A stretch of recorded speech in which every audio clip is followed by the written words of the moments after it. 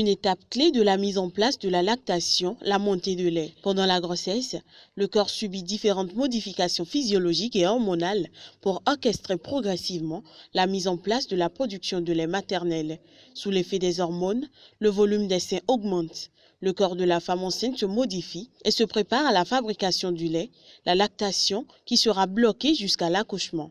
La montée laiteuse, c'est un afflux de lait dans les canaux des glandes mammaires, ce qui entraîne un engorgement des seins. C'est surtout la délivrance qui va déclencher la montée laiteuse, la production de lait. Il est conseillé de mettre l'allaitement en place dès les premières heures de vie du bébé et plus régulièrement possible. C'est en effet le meilleur moyen de débuter l'allaitement. La première tétée n'a de toute façon pas réellement de valeur nutritive. C'est une première prise de contact du bébé avec les seins de la maman. Le bébé, grâce à la succion, sera le meilleur régulateur de production de lait. S'il y a un rejet de sein, ça dépend des médicaments que la maman avait pris.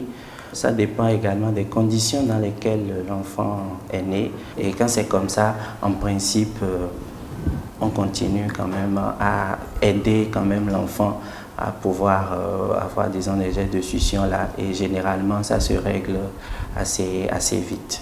L'Organisation mondiale de la santé préconise désormais de mettre l'enfant au sein dans l'heure suivant la naissance. Elle recommande ensuite l'allaitement maternel comme alimentation exclusive jusqu'à 6 mois, puis partiellement jusqu'à 2 ans. L'organisation met principalement en avant le fait que le lait maternel contient des anticorps qui protègent les enfants de maladies courantes telles que la diarrhée et la pneumonie, les deux premières causes de mortalité de l'enfant dans le monde.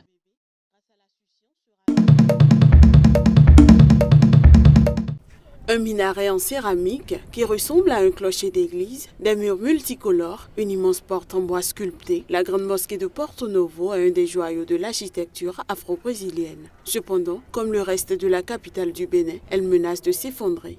Je vis ici depuis longtemps avec ma famille. Bon, voilà l'état de la maison, ça s'écroule depuis des années.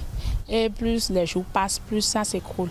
On n'en fait rien, on n'en tire rien. C'est là inutilement, on ne reçoit rien de ça.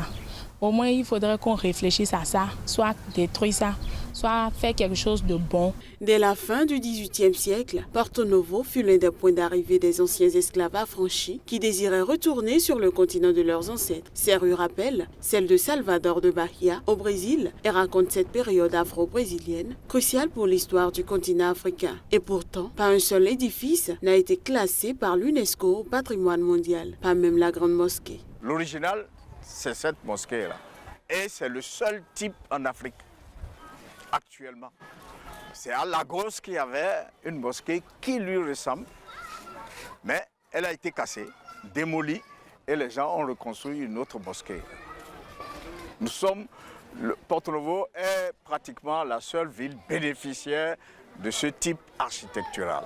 À la Maison du patrimoine et du tourisme de Porto Novo, inaugurée en 2009 et considérée comme une immense avancée dans le domaine patrimonial en Afrique, une poignée de passionnés tentent de se battre contre le temps qui érode les saisons des pluies, qui ravage les maisons et contre des propriétaires peu scrupuleux qui les laissent s'effondrer. Nous avons mis en place un projet avec le Brésil et les Lyonnais qui nous a amené à former une quarantaine de jeunes artisans de Porto Novo dans les métiers de bâtiment, c'est-à-dire maçonnerie, menuiserie, peinture, coffreur et tout ça, pour essayer d'aider la ville dans la restauration et la réhabilitation de ces bâtiments. En 2009, Richard Onso, directeur de la culture et du patrimoine de la ville de Porto Novo, recensait entre 450 bâtiments de type afro-brésilien. Mais aujourd'hui, il en reste moins de 400, c'est évident, a-t-il déclaré. Au total, 41 maisons classées par la municipalité peuvent bénéficier d'un programme de rénovation si les propriétaires acceptent.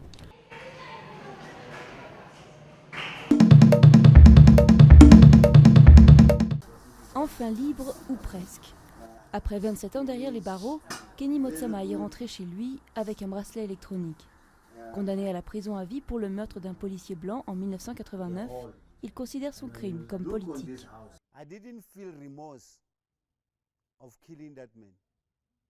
Je n'ai pas éprouvé de remords d'avoir tué cet homme.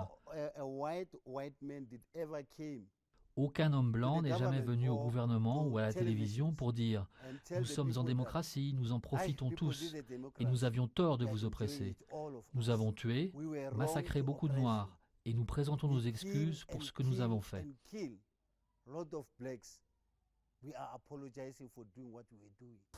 Kenny veut désormais se consacrer à son entreprise, mais aussi se battre pour l'amnistie de ses camarades de lutte. Pendant la période trouble de la fin de l'apartheid, la branche armée clandestine du Congrès panafricain refuse la réconciliation en douceur voulue par Nelson Mandela. La violence continue, et plus de 20 ans après, des centaines de personnes sont toujours incarcérées.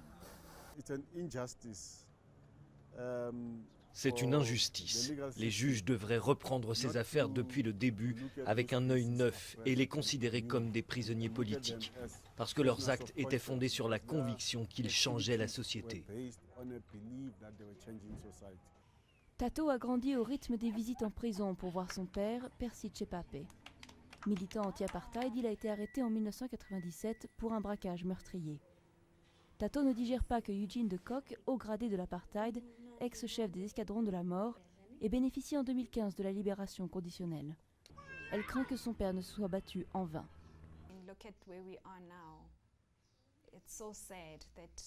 Regardez où nous en sommes.